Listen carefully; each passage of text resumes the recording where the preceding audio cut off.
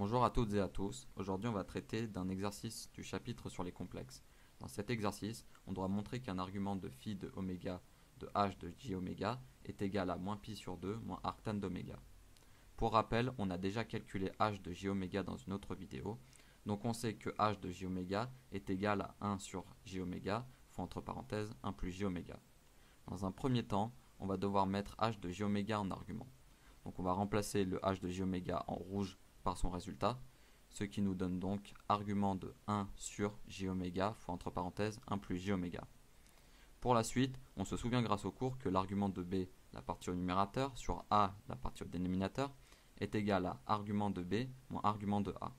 Dans notre exercice, b est égal à 1 et a est égal à j fois oméga entre parenthèses 1 plus j oméga, ce qui nous donne donc argument de 1 moins argument de j oméga fois entre parenthèses 1 plus j oméga. On sait que 1 dans les nombres complexes est un réel pur. Il se trouve donc sur l'axe des abscisses comme tous les réels purs avec un angle de 0. Donc argument de 1 est égal à 0, ce qui donne moins argument de j oméga fois entre parenthèses 1 plus j oméga.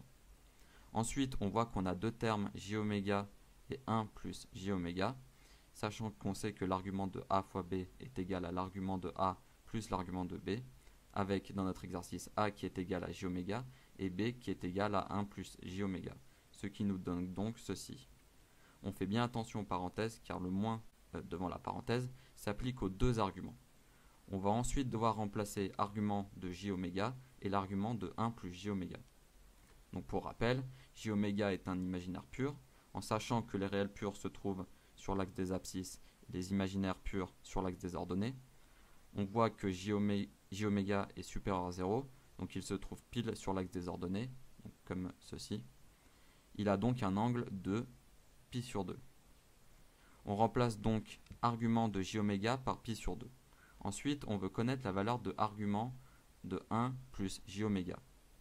Pour rappel, dans le cours, on a vu que si la partie réelle a est inférieure à 0, l'argument est égal à arctan de pi sur 2, et si a est supérieur à 0, l'argument est égal à arctan de pi sur 2 plus ou moins pi. Dans notre argument, la partie réelle 1 est supérieure à 0, donc d'après le cours, l'argument de 1 plus j oméga est égal à a de b sur a, c'est-à-dire arctan de oméga, comme ceci. On n'oublie pas de distribuer le moins qui est devant la parenthèse avec pi sur 2 et arctan d'oméga, ce qui nous donne au final comme résultat moins pi sur 2 moins arctan d'oméga. Le résultat qu'on a trouvé correspond bien au résultat donné dans l'énoncé.